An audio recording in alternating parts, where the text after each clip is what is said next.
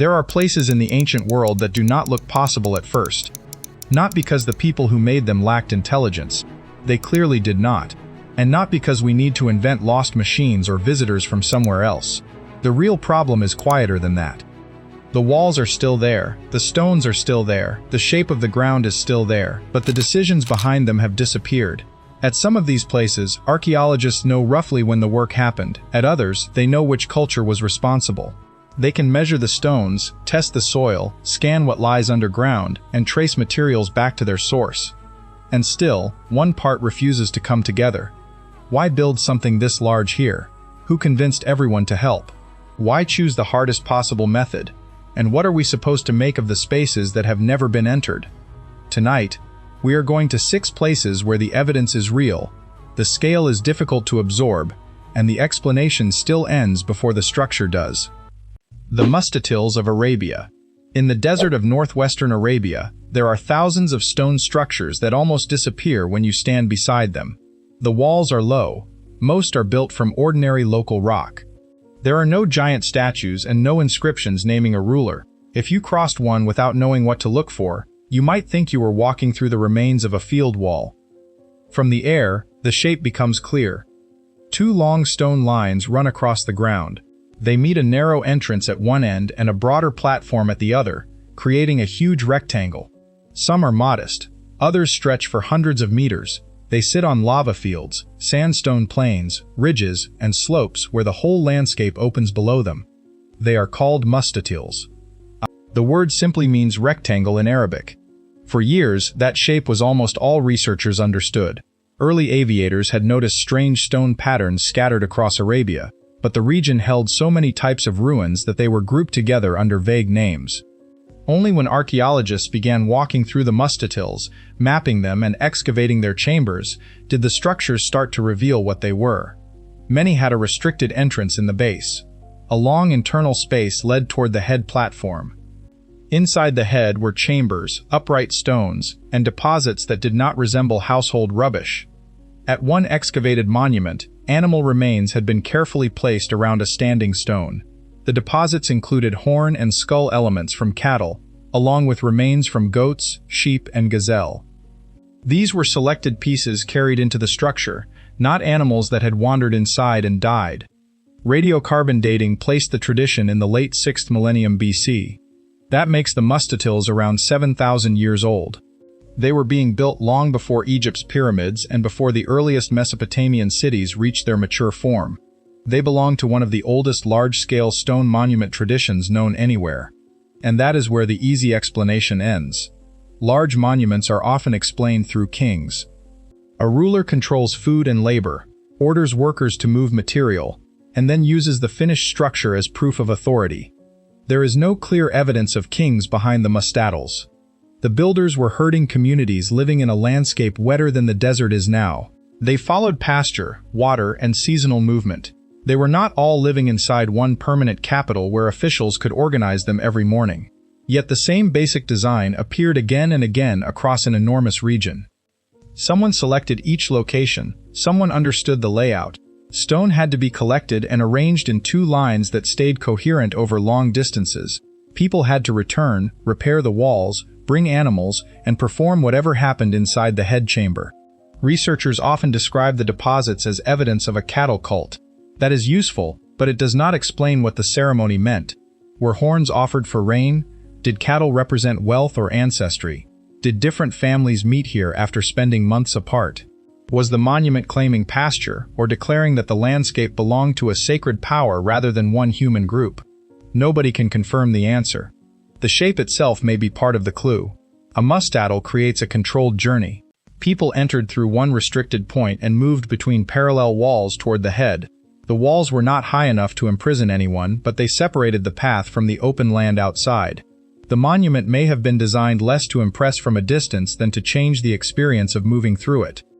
Imagine arriving after days of travel. Other groups are already there. Animals are gathered nearby. The stone lines pull everyone toward the same end. At the head stands an upright stone while horns and skull fragments are placed around it. The architecture turns scattered families into one audience. But no words survive from that gathering. No prayer, no name, No explanation of why this exact rectangle mattered enough to repeat thousands of times. What survives is the agreement. Across generations, people without palaces or written laws agreed that these places were worth building. Whatever happened inside them was powerful enough to coordinate communities across a huge part of Arabia. Archaeologists can identify the entrances, date the deposits, and name the animals. But the thing that gave the mustatals meaning lived inside human memory, and that is the one material the desert could not preserve: Aguada Phoenix. The next structure was hidden for a completely different reason. It was not buried beneath deep sand. People had built roads near it, planted crops across it, and lived around it. Archaeologists had worked in the wider region for years. Almost nobody realized the ground itself was a monument. Aguada Phoenix lies in Tabasco, Mexico, close to the Guatemalan border. From the surface, the land is broad and low. Changes in elevation are so gentle that they feel natural. Then researchers surveyed the area with LiDAR. LiDAR sends laser pulses from an aircraft toward the ground. Some pass through gaps in vegetation, strike the surface, and return. When trees and modern features are digitally removed, tiny differences in height appear. The data exposed an enormous rectangular plateau. It measured about 1,400 meters long, roughly 400 meters wide, and between 10 and 15 meters high. 9 raised causeways reached away from it. Smaller structures and modified areas surrounded the central mass. The monument had not been invisible. It had been too large to recognize. Excavation showed that construction began around 1000 BC. This places Aguada Phoenix near the beginning of the Maya story, before the famous royal cities, before the tall stone pyramids of the classic period, and before rulers covered monuments with records of their dynasties. The platform was built from earth and clay. There is nothing impossible about moving those materials. People carried soil in baskets, dumped it, packed it, and returned for more. The mystery appears when you imagine the organization. Countless basket loads had to reach the right place. Different fills were layered, edges were shaped, causeways were extended. Structures were arranged across the top. The project remained coherent even as construction continued through repeated phases. Someone understood the larger plan, but archaeologists did not find the kind of ruler-centered evidence normally expected beside work of this scale. There was no clear royal palace from the earliest phase, and no giant carved portrait announcing that one king had commanded everything. The largest known monument from early Maya history did not clearly celebrate the person in charge. That forced researchers to ask a different question. What if a king was not necessary? Aguada Phoenix may have grown through repeated communal gatherings. Families from different settlements could have arrived at particular times of year, bringing food, tools, and baskets. They may have worked for days, taken part in ceremonies, and then returned home. The construction itself may have been the event. That sounds simple until you think about what it requires. People must agree where to dig and where to dump the earth. Food must reach workers. Disputes must be settled. Each group must understand how its section joins the rest. Authority may have been temporary. Certain leaders could have gained influence by organizing gatherings rather than ruling permanently. Cooperation may have depended on shared calendars, ritual obligations, and beliefs strong enough to bring people back. The monument may have helped create political order before political order created the monument. Later excavations revealed cross-shaped deposits containing materials of different colors. Wider mapping showed that causeways, canals, and other features extended into the surrounding landscape. Researchers have proposed that the site formed a vast cosmogram, a physical expression of direction, time, and the ordered universe. Ancient Mesoamerican ideas often connected direction with color, sunrise, season, and sacred movement. If that interpretation is right, people on the platform were not simply gathering on a mound, they were moving through a constructed image of the world. But the full design is still debated. Was one master plan followed from the beginning? Did the layout grow gradually as generations added their own meaning? Did every community understand the monument in the same way, or did separate groups bring different beliefs to the same place? The archaeology cannot tell us. Its flatness may also matter. Later Maya rulers built upward. Their temples towered over crowds and placed royal ceremonies high above ordinary people. Aguada Phoenix offered a broad common surface. It could hold large gatherings rather than forcing everyone to look up at one ruler. That does not prove the society was equal, but its architecture displayed power differently. Then the platform lost its central role. Maya civilization moved towards stronger dynasties, taller monuments, and named rulers. Aguada Phoenix was not transformed into the permanent royal capital its size seems to promise. Its builders had moved more earth than many later kings. Then history chose another model. What remains is proof that thousands of people cooperated before kings dominated the Maya landscape.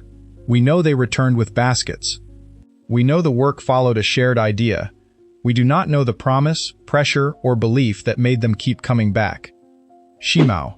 For years, pieces of jade were taken from an ancient stone ruin in northern China and sold as objects from the Great Wall.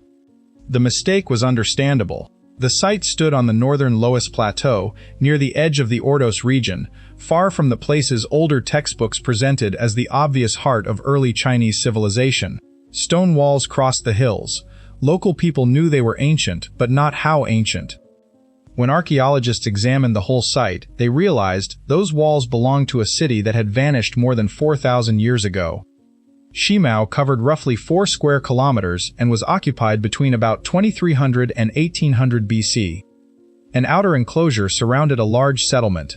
Another wall protected the inner city. At the center rose Huangchengtai, a huge stepped stone platform supporting elite buildings, workshops, and ritual areas. The city was built to control movement. Its gates did not open in simple straight lines. Entrances bent and narrowed. Towers, bastions, and high ground exposed anyone approaching. The builders understood that a wall could stop an attack, but also make people feel watched before they ever entered. Then archaeologists found valuable jade objects hidden inside the masonry. Some pieces were broken. Others had been placed where nobody passing the wall could see them. That suggests the fortification was more than engineering. The wall may have needed an offering, protection, or sacred force. Building the city's boundary may itself have been a ritual. The discoveries beneath the eastern gate were darker. Pits contained dozens of human skulls. Researchers originally believed many of the victims were young women, possibly captives from another population, but ancient DNA research published in 2025 changed part of that picture. Among 10 sampled victims from the gate, 9 were genetically identified as male. The wider study also reconstructed family relationships among people buried at Shimao and nearby settlements. Different parts of the city revealed different forms of sacrifice.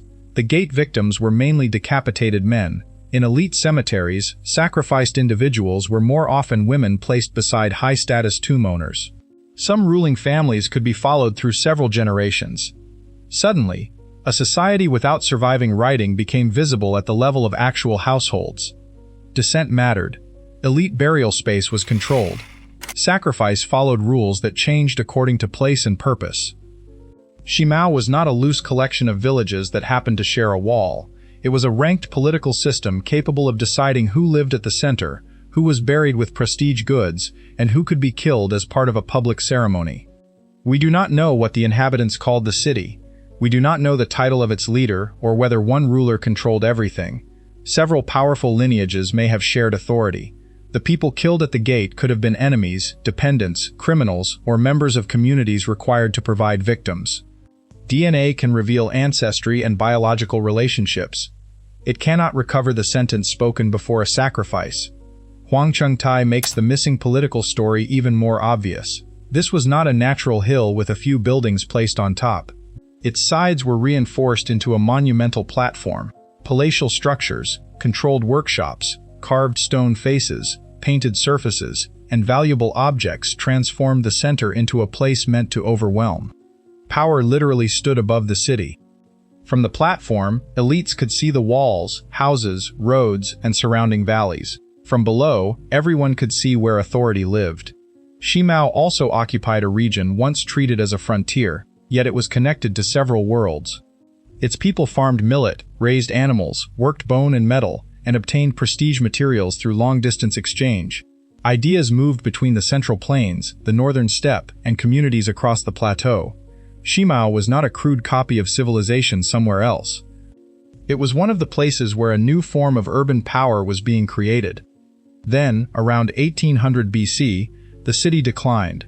Climate change, conflict, shifting exchange routes, or the rise of rival centers may all have contributed, but no single explanation has closed the case. Nor do researchers fully understand how Shimao related to the political traditions that followed elsewhere in China. Did survivors carry its ideas south? Were its rituals absorbed by neighboring societies? Did its ruling families disappear, leaving only scattered objects and stories too changed to recognize? The walls remain silent. Shimao is not mysterious because archaeologists know nothing about it. It is mysterious because they now know enough to see an entire political world while its identity is still missing. We can reconstruct families who lived behind the walls. We still do not know the name of the state they believed they were serving. Nan Madol. Far out in the western Pacific, beside the island of Pohnpei, stone walls rise directly from shallow water. There is no broad mainland beneath them. No road leads from the ruins to a quarry. The remains sit across a reef flat, divided by tidal channels and surrounded by mangroves. This is Nan Madol. More than 100 artificial islets form the site. Builders created ground with coral fill held inside stone retaining walls. On those islets stood residences, ceremonial buildings, tombs, and compounds connected by narrow waterways. The largest walls were made from natural columns of basalt. These long stone shapes formed when volcanic rock cooled and fractured. Builders stacked them in alternating directions, almost like logs in an enormous wooden wall. At Nandawas, the main mortuary enclosure, the masonry rises high over the channels and contains an amount of stone that is difficult to grasp until a person stands beside it. Nan Madol was not built by an unknown race. Pohnpeian traditions connect it to the Saudeleur dynasty, and archaeology places its main monumental development between about AD 1200 and 1500. The site remains part of Pohnpei's living history and sacred landscape. Claims that mysterious outsiders built it ignore both the archaeological evidence and the people whose traditions preserve its meaning. The genuine mystery is better. Why would rulers choose to create their political center in the water? Life on the islets was inconvenient. Fresh water was limited. There was little space for gardens, food, drinking water, timber, thatch, tools, and people had to come from the main island. Every ceremony and political gathering created a supply problem. That dependence may have been deliberate. A ruler living in an ordinary village is surrounded by people moving freely through familiar land. A ruler living behind channels and stone walls occupies a different world. Access can be watched. Visitors arrive by canoe along visible routes. Elites can be gathered in restricted compounds. Food sent from different districts becomes repeated proof that communities still recognize the center's authority. Nan Madol may have turned inconvenience into political theater. The islets also separated activities. Some were linked to food preparation, others to priestly work, elite residence, ritual, or burial. Movement through the channels was controlled. A visitor did not wander randomly. The city guided people from one defined space to another. Then there is the problem of the basalt. Geological research has traced stone used at Nan Madol to volcanic sources elsewhere on Pohnpei.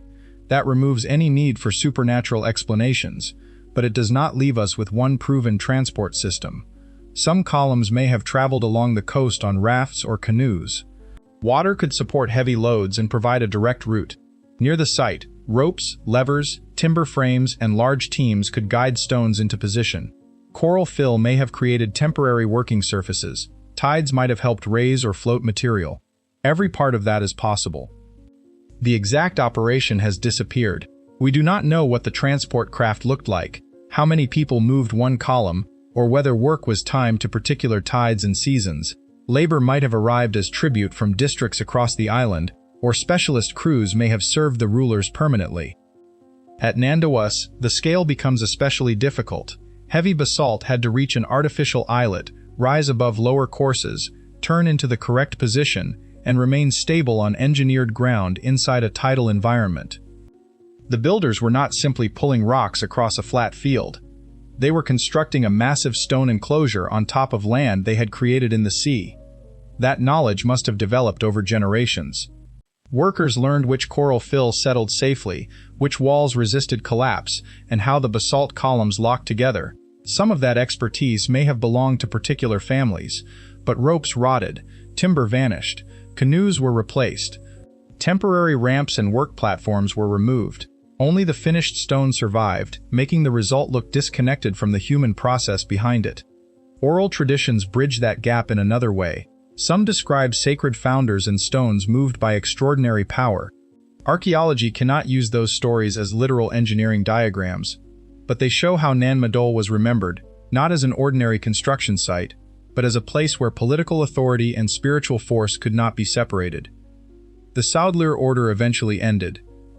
A different chiefly system emerged, and Nan Madol lost its role as a permanently occupied center. Maintenance slowed, vegetation spread, walls fell into the channels. Yet the site never became meaningless. Nan Madol is often reduced to a puzzle about lifting heavy rocks. The deeper question is how a ruling system persuaded communities to keep sending food, labor, and stone into a place that made ordinary life harder. The city seems impractical only if convenience was the goal. Power may have been the goal. And at Nan Madol, power was built by stepping away from the solid island everyone depended on and creating another world in the sea. Baalbek. In Lebanon's Bekaa Valley, the ruins of Baalbek are large enough to make almost everything around them feel temporary. Columns from the Roman sanctuary still stand above the landscape. Stairways climb toward enormous courts. A person beside the foundation becomes a small mark against the stone. The most famous blocks are three monoliths in the podium known as the Trilithon. Each is roughly 19 meters long and generally estimated to weigh around 750 to 800 metric tons. They were cut from limestone, moved from a nearby quarry, raised to the required level, and fitted into the wall with remarkably tight joints. The quarry contains stones even larger. The block called the Stone of the Pregnant Woman was left partly attached to the bedrock. In 2014, a Lebanese-German archaeological team documented another monolith beneath and beside the known quarry area. It measured about 19.5 meters long, 6 meters wide, and at least 5.5 meters deep. Its estimated weight was around 1,650 tons. It may be the largest known stone block cut by ancient quarry workers. And it never moved. Baalbek has attracted stories about giants, gods, and forgotten civilizations because the masonry feels beyond ordinary human effort. But Roman engineers understood cranes, pulleys, capstans, sledges, rollers, levers, earthworks, and the organization of huge labor forces. They transported obelisks, raised immense columns, and built monumental complexes across the empire. The quarry was close to the sanctuary and slightly higher. That helped. The builders may have placed a block on a heavy sledge and dragged it along a prepared road using ropes and capstans. Temporary earthfill could bring the working surface close to the level of the podium. The stone could then be shifted with levers and lowered into place as packing was removed. That is a plausible reconstruction. It is not a surviving record. The wooden machines, ropes, and temporary roads disappeared. No foreman's instructions explain the sequence. Several ancient techniques could have worked, but researchers cannot confirm which combination was used at Baalbek. Then comes the harder question. Why use blocks this large at all? The foundation could have been built from smaller stones. Roman builders did that successfully elsewhere. One giant block created enormous risk. A hidden fracture could destroy months of work. A transport failure could block the route or kill workers. The abandoned monoliths show that the limits were real. Perhaps cracks appeared during extraction. Perhaps engineers decided the largest stones could not be moved safely. Perhaps funding stopped, politics changed, or the design was revised. The quarry preserves the ambition. It does not preserve the reason the workers walked away. The trilithon blocks that reached the podium were already far beyond practical necessity. Their size may have been the message. Baalbek was a sacred center shaped by Roman imperial resources and older local traditions. The sanctuary had to do more than provide a place for worship. It had to make power visible. A wall built from ordinary blocks could support a temple. A wall built from stones that seemed immovable could make visitors believe the people behind it commanded more than ordinary human resources. Even so, the exact construction phases and intended use of the unfinished blocks remain debated. Were the larger quarry stones meant for another level of the podium, a different wall, an expansion that never happened? Or did quarry workers cut farther than transport engineers were prepared to follow? Nobody can yet say. Baalbek does not prove that ancient people possessed impossible machinery. It proves they knew enough to move stones that still shock us, and were ambitious enough to begin cutting stones they may never have been able to move. The finished wall records success. The quarry records the moment certainty ended. The Great Pyramid's hidden spaces. The final structure is the one most people assume has already been explained. The Great Pyramid of Giza has been studied for centuries. Its passages have been mapped, its chambers measured, and its stones modeled. Researchers know it was built for the 4th dynasty king Khufu during the 3rd millennium BC. They have excavated settlements connected to the workforce and found evidence showing how labor and supplies were organized. The Egyptians built it. That part is not a mystery. But the pyramid is not as solid as it looks. Its known interior includes the descending corridor, the subterranean chamber, the ascending passage, the so-called Queen's Chamber, the Grand Gallery, and the King's Chamber. For generations, that map seemed nearly complete. Then researchers began using particles from space to look through the stone. When cosmic rays strike Earth's atmosphere, they create particles called muons. Muons can pass through large amounts of rock, but dense material absorbs more of them than empty space. Detectors can record how many arrive from different directions. If more muons pass through one path than the known stone density should allow, an empty area may lie in that direction. In 2017, the Scan Pyramids team announced that 3 different muon detection systems had independently identified a large unknown void above the Grand Gallery. It is at least 30 meters long. That is not a small crack between blocks. It is a substantial volume inside the most famous ancient building on Earth, and no person in modern times has entered it. Researchers named it the Scan Pyramids Big Void. They did not call it a treasure chamber. Muon imaging reveals changes in density, not a normal picture. The void could be one long space or several connected spaces. It might slope, run horizontally, or take a shape not yet understood. It could be a chamber, a structural feature, or a space left from construction. The current evidence cannot decide. Another discovery appeared behind large chevron-shaped stones above the pyramid's original entrance. Muon measurements identified a corridor-like space. In 2023, researchers inserted a tiny camera through a narrow joint. The corridor is roughly 9 meters long. It has a gabled ceiling made from angled stones and ends at a blocking wall. No inscription, burial object, or open doorway was visible. Again, the discovery solved one problem and created several more. The corridor may relieve pressure above the original entrance. The chevrons could redirect the weight of the masonry. It may also preserve part of a construction route that became unnecessary and was sealed. But why is it 9 meters long? Why was its ceiling formed so carefully? And does the wall at the far end close an ordinary structural space, or something beyond it? No confirmed answer exists. The Big Void is more difficult. Its position above the Grand Gallery suggests that it could help manage pressure. Yet without knowing its exact shape, engineers cannot explain its function confidently. It may preserve part of the construction process itself. That possibility leads back to the real engineering questions surrounding the Great Pyramid, not whether Egyptians could build it, but how the work changed as the monument rose. At lower levels, broad ramps could move heavy blocks. Higher up, the working surface narrowed and the distance increased. Corners had to remain accurate while internal passages were protected beneath growing layers of stone. One ramp design may not explain the entire project. The builders probably changed methods: large ramps below, smaller ramps, levers, internal routes, or combined systems higher up. Temporary cavities may have helped workers move, redistribute weight, or reach areas later sealed from view. The Big Void could be one of those cavities. Not a hidden tomb, a fossil of the worksite. But that remains an interpretation. Direct exploration is difficult because drilling or opening the masonry risks damage. The pyramid cannot be treated like an object that can be cut apart to satisfy curiosity. For now, researchers must keep looking indirectly, using better detectors and measurements from new angles. That is what makes this discovery so unsettling. The Great Pyramid was never lost. It has been examined more intensely than almost any ancient structure on Earth. And it still contains an interior beyond the map. For more than 45 centuries, the pyramid has stood in open desert, visible from miles away. Nothing about it appears hidden. Yet inside that familiar shape are spaces no living person has entered, created by builders whose reasons remain sealed behind the stone. The ancient world did not leave complete explanations. It left walls without orders, roads without travelers, chambers without entrances, and monuments whose builders assumed everyone around them already understood. The mastodils preserve ritual but not belief.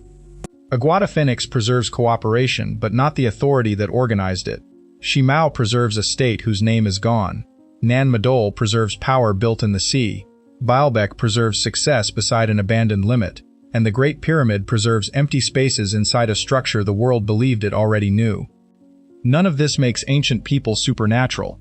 It makes them human in a way that is difficult to recover. They planned, argued, obeyed, believed, experimented, failed, and tried again. The final structure survived. Most of the choices did not. That is why these places still hold us. Not because nobody can imagine how stone was moved, but because stone is often the only witness left, and it refuses to tell the whole story.